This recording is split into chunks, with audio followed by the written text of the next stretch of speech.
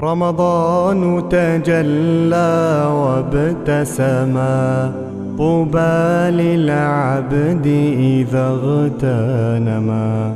رمضان تجلى وابتسما، طوبى للعبد إذا اغتنما.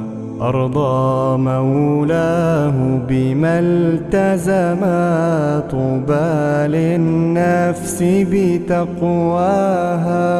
رمضان زمان الحسنات، رمضان زمان البركات، رمضان زمان